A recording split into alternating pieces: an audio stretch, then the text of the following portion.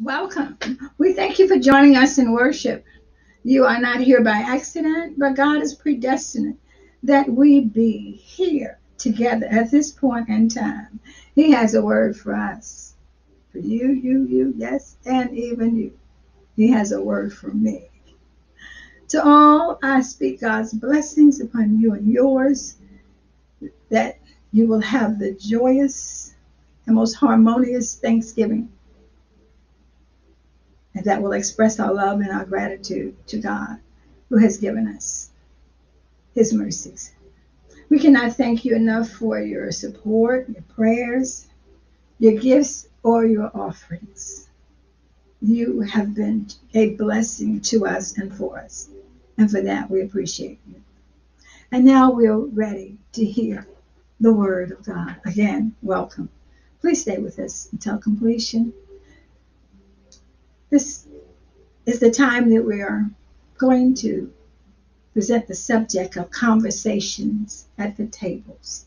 Conversations at the table. And we are all very much aware that during the holiday season, especially Thanksgiving and Christmas, when families come together there, we're usually meeting around the table, and there's lots to talk about. There's lots to consider. There's lots going on, a lot of catching up. And so we're going to look at our first reading, which is coming from Genesis chapter 25, verses 29 through 34, a very familiar encounter and a story that God presents to us there. And I'm reading from the New Revised Standard Version. Once, when Jacob was cooking a stew, Esau, Jacob's brother, mind you, came in from the field, and he was famished. He was hungry. And Esau said to Jacob, "Let me eat some of that red stuff. I want what's in the pot, for I am famished." And Jacob said, "Well, first, sell me your birthright." And Esau said, "I'm about to die. What use is a birthright to me when I'm hungry like this?"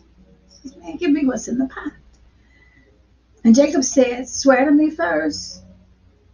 So he swore to him and sold his birthright to Jacob, his brother. And then Jacob gave Esau bread and lentil stew, and he ate and drank and rose and went his way. And therefore Esau despised his birthright. Very short portion of scriptures, just a few scriptures, but a lot of information is in there. A lot of information is involved in that. First, let us look at the fact that during that time, the ancient times, birthright was a very important and sacred thing. And even today, it is important and sacred. But according to the history, the ancient history, the birthright belonged to the firstborn, and the family's name and titles were to pass along to the eldest son. He would also receive a chief portion of the inheritance. Being the oldest, he would receive more. Being the oldest, he would take lead. He would be in charge. And it was also a spiritual position. In the case of the people of God, God would lead the family through patriarchs or through the fathers. In a special case of Esau and Jacob, that means that the firstborn was the one through who the covenant promise made to their grandfather Abraham would be realized. So ultimately, the Messiah would come through the holder of the birthright and bless the nations of the earth. And Esau was the firstborn, and the birthright was his. But like many, he failed to appreciate its value and its sacredness. And I say that to say sometimes, I'm not sure of your birth order, but if you are the oldest, a lot is expected of you. And sometimes the oldest doesn't want that responsibility of living up to the image of the parents and the aunts and uncles. Sometimes the oldest doesn't want that pressure of setting the example and keeping the standard high. And this is sort of the case here with Esau and Jacob. It was a spiritual position, and apparently Esau didn't quite understand the significance of his birthright, or he would not have so quickly, frivolously given it away. When Jacob had cooked stew Esau saw Esau saw it, and having been hungry, and the aroma that's in the house, and it attracts him to the kitchen, to the table, and he sits and he doesn't consider anything other than himself and the passion that's going on and the yearning that's going on in him. And we have those kind of persons that show up at our table at Thanksgiving. We have someone that will come through the door and see the table is spread and begin to think like, oh, wow, this is great. I haven't eaten a meal like this since last Thanksgiving. Everything looks good and my favorite dishes on the table. And from nowhere, a niece or nephew takes advantage of that opportunity. Hey, can I have the keys to your car? And that particular family member is so absorbed and overtaken and attracted by those things that they enjoy, such as greens and turkey and smothered and lamb and whatever else that meets their fancy. It's right there before them. And they say, sure, take the keys, go. And they don't really give it a thought. They don't give it a thought as to who they gave the key, or they are not sure if that person even has a driver's license. And they're not sure if they might even be endangered as they sit behind the wheel of their car. They're not thinking about that. The only thing they're thinking about is that passion to taste, to consume, to eat. And it is it's a great attraction.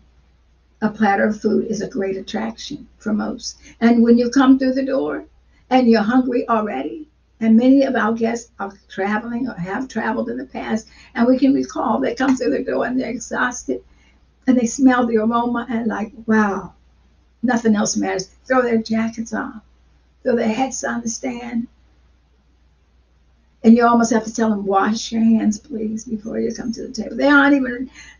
They're too anxious. And this is what's going on with Esau. Jacob, he's come out of the field and he's been hunting, and he tells himself he's famished. He tells himself that. I'm starving. How many times have we not said that? And we know we're not starving. We're ready to eat, yes. Might not have eaten in a couple of hours, true. But starving, that's an understatement. So there we have it. For a pot of stew, poor hungry Esau sold his birthright. Such tactless and insensitive behavior would be a little like selling your wedding ring for a hamburger because you hadn't eaten all day, but only worse. It tells of Esau's attitude toward the things of God, his purpose and his will. It shows a lack of reverence and respect. It shows the same thing we see in too many people today when it comes to how little they regard the things of the Lord.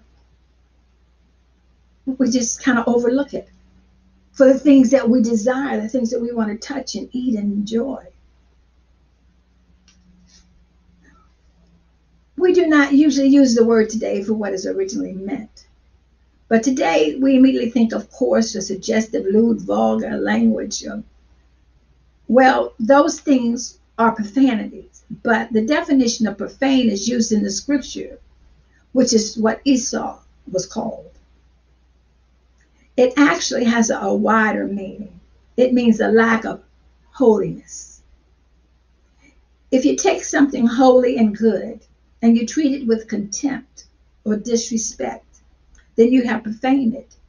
To treat the things of God as ordinary, unimportant, insignificant, it is profane or despised.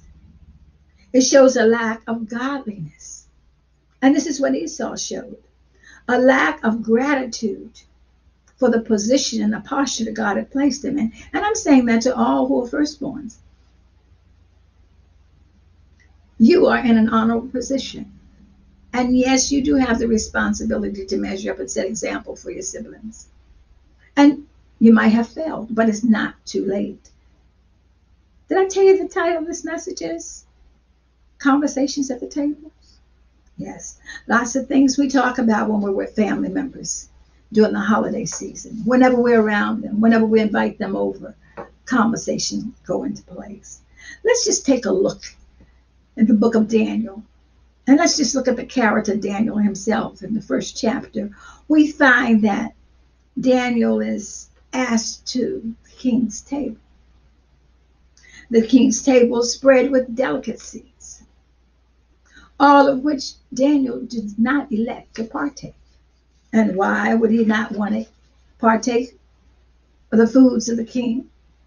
Because, number one, it would be indication of his presence at the table would mean that he's loyal to the king, for which he's not. He has one God, and that's the God of Israel.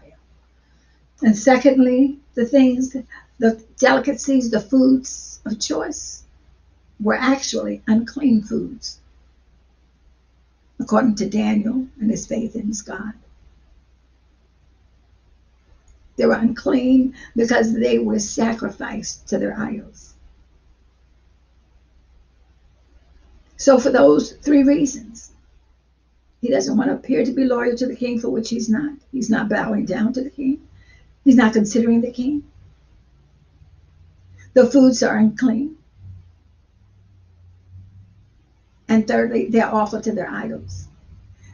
Daniel does not want to defile himself by partaking. And so he elects not to eat.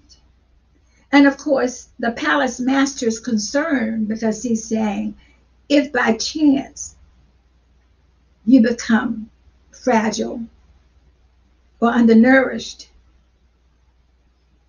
I'm going to be killed for it. I'm going to be beheaded. I'm responsible for your health.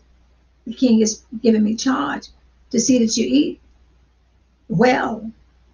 And so Daniel and his three friends, which are Meshach, Shadrach, and Abednego, they elect to choose their own diet. And their diet, mind you, consisted of vegetables and water. It says, just give us vegetable and water. And in 10 days, check on us and see who has fared the best. Needless to say, God's people, Daniel, Meshach, Shadrach, and Abednego, 10 days later, after their diet of vegetables and water, they were in better physical shape than the king's crew. And so it was well that they remained steadfast and faithful to God. God honored them in 10 days. They were healthier, more energized on the diet that God gave them, which is vegetables and water. And how many times have we not had family members to come at our Thanksgiving table, or we joined others at the Thanksgiving table, and there's someone saying, oh no, I don't eat red meats. I don't eat gravies. No mushrooms for me, please. I'll just have vegetables only. And there we are, we're touching each other under the table with our feet and kind of touching each other with our elbows at the table and kind of saying, oh, really? Is our table not good enough for her or for him? They have this special diet. Why did they even come? You know, we're talking about discussions at the tables. There's another situation. Jesus tells 3 parables when he's in the company of the Pharisees and the scribes. And one of the parables is the story of the lost sheep, the lost coin, and the lost son. And he's telling these parables hopeful that these religious leaders will get the point and will see that he is the Son of the true and the living God. And that he's teaching them from an earthly position that they'll get a spiritual understanding. Well, needless to say, they were still left at all and not clear on Jesus' purpose and that he represented the kingdom. One unclear detail in the parable is the motive that prompts the younger son to return home to his father. Now, we're not really sure what prompts him to do that other than the fact he woke up and thought, I can do better than this. But we're not sure if he's coming back to run this same scheme on the father or if he's really repentant. But I like to think that this young man has come to himself and he's truly repentant. And whatever the motive is, the father's not even weighing the motive. He doesn't even care. What he is excited about is the fact that his son was once lost and now he's found. He was once totally out of reach and now he's returning home. That's what a father does. And the prodigal son's father is reflective of God. We might go and do a lot of irresponsible things and our behavior is just totally out of range. But when we come to ourselves and we realize, hey, I can go home. I can live better than this. I can kick these habits and this lifestyle, which is disgusting. I know I've come from a better foundation than this. And of course, when we're at our family Thanksgiving, sit around the table and having those discussions, when that prodigal son or daughter walks into the room, we're clearing our throats. We're giving body languages and signs. Can't believe she's here.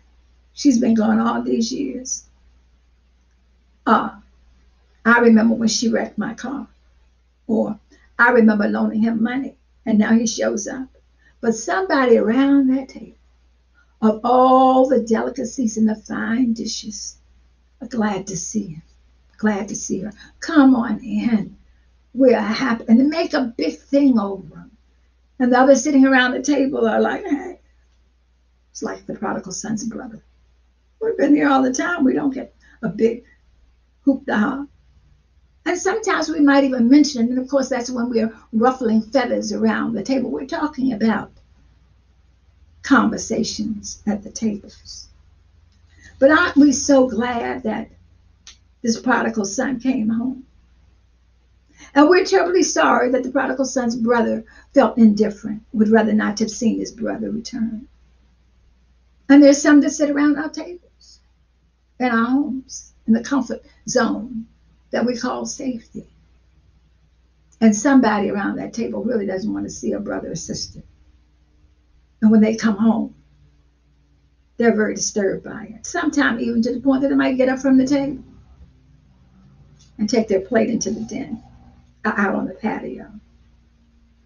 Don't want to be around them because they have a rift with them. They have some differences with them. They haven't forgiven. And they don't understand. But somebody in that house is excited that they're there. And how many times don't they tell you, oh, get excited with me. I haven't seen this boy.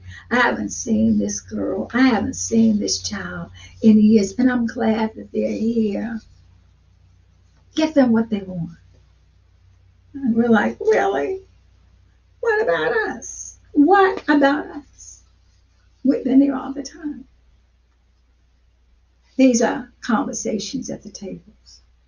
Our second reading is coming from Mark, the 6th chapter, verses 35 through 42. And in that writing, it's telling us that Jesus is interacting with his disciples and he's actually ministering to the crowds. And this is what's written there. When it grew late, his disciples came to him and said, this is a deserted place, and the hour is very late. Send them away so that they may go into the surrounding country and villages and buy something for themselves to eat. But he answered them, that meaning Jesus, you give them something to eat. They said to him, are we to go and buy 200 denarii worth of bread and give it to them to eat? And he said to them, how many loaves have you? Go and see. And when they had found out, they said, 5 loaves and 2 fish. Well, then he ordered them to get all the people to sit down in groups on the green grass. And they sat in groups of hundreds and fifties. And taking the 5 loaves and the 2 fish, he looked up to heaven, meaning Jesus. And he blessed and broke the loaves and gave them to his disciples to set before the people. And he divided the 2 fish among them all. Let me repeat that. He divided the 2 fish among them all. And all ate and were filled. And they took up 12 baskets full of broken pieces of the fish. And those who had eaten the loaves numbered 5,000 men, not including women and children. Now, what can we say about that? Nothing other than it was a supernatural intervention of the power of God and the spoken and the compassion revealed in the heart of Jesus Christ for the souls that were presented there. His compassion was so great that he was able to take seven items, and feed a multitude, counting 5,000 men. The question now is, when our table is spread, there's always seemingly someone concerned about the price involved. And of course, there's some that have to have special dishes because of their diets. And there's always someone want to know, well, why couldn't they bring their own? Since they have to have spinach, since they have to have sauteed onions, why didn't they just bring their own? Why do we have to make the provision? Do they know how timely that is? How costly that is? There's always someone at the table in our conversations that has that attitude. As the disciples, let them go and buy for themselves. Or if they have to have these things, why don't they just bring them in the door when they come? Conversations at the table. Let's just spend just a little bit of time, if we will, looking at some of the places that Jesus frequented. Some of the people he dined with. He dined with his enemies. There was a tax collector, and he purposed to dine with him. Nobody likes the tax collector. Nobody spends, he's not invited to any of the parties. And we have some people in our families. There's some who they don't care for the police officers. Law enforcement, not welcome to their home for whatever the reasons. They're just some that they just have reasons why they can't come. They don't like their choice of careers. There's some that might be handling some drugs out there on the streets. Don't want them coming to the party because no telling what might go down with him. And the police officer always has his gun, makes you feel a little uneasy. You just don't want to let him just stay home. And this is the same thing. Jesus is dining with someone that's totally ostracized in society. He has an important job in the community. He's a tax collector, but no one's really caring about him. In fact, Jesus sort of invites himself to eat with this tax collector. We know that Jesus wasn't just responding to an invitation that was offered by Levi. He had another purpose in mind. And oftentimes when we might have those persons that come to our home for Thanksgiving dinner in the past, this year will be different because we have the pandemic. And we won't be traveling and we won't be sitting around the table in most cases. And if we sit, we will not be across the table from each other as we've been in the past because there'll be the social distancing. Things are going to be different because it's a different time. We're in the new norm. But we're thinking back on past opportunities to fellowship and to dine and to celebrate Thanksgiving around the table with family. And I'm using these scenarios just to bring us into memory because sometimes we're able to forget too quickly. But later, as Jesus left town, he saw the tax collector, and his name was Levi, and he was sitting in his booth. And Jesus goes over to him and says, follow me and be my disciple. Jesus wanted this opportunity for this man to switch careers, to follow him as he followed his father. One of the best moves he'll ever make. This guy was his enemy. Tax collectors were treacherous. They would take all that you had. But do you know any enemies who need Jesus? We all do. We can't invite them if we're not near them. So we need to make it a point to get near them. We can't go and visit as we would before the pandemic, but there's always communication devices. You can call, you can text. You can even send a card, reach out. Or have you ever hosted a dinner party only to have someone unexpected and possibly unwanted to show up? That always happens. And when it does, we're communicating. Can you believe who just walked in? Can you believe who just walked in? Jesus went to Simon's, the Pharisee's house, for a prestigious dinner one day. And they were talking about the topics of interest in that community. And who would show up but a sinful woman? She crossed the invisible barriers into the elite space where the men were and shocked everyone. That was just against the law, unacceptable for a woman to be in the company of men in their time of discussions. But although self-righteous Simon was indignant, Jesus welcomed her because he saw her heart. She was coming to seek forgiveness. Jesus was often interrupted in his ministry from those who called out for help from the sidelines. Jesus was always interrupted. Someone wanted to get near him. Someone wanted to see him. Someone wanted to be healed. He was even touched from time in the crowd. Someone just wanted to get at least to the hem of his garment. He wasn't angry with any of them for interrupting his agenda. Instead, he had compassion and he stopped to meet their needs. Think about it. Could an unexpected guest in our life be an opportunity to minister? Will we be opening the door? Will we be joining the Zoom session this year? When you can see someone's face that you haven't seen in a while, and perhaps you owe an apology. Perhaps you might want to say, I love you.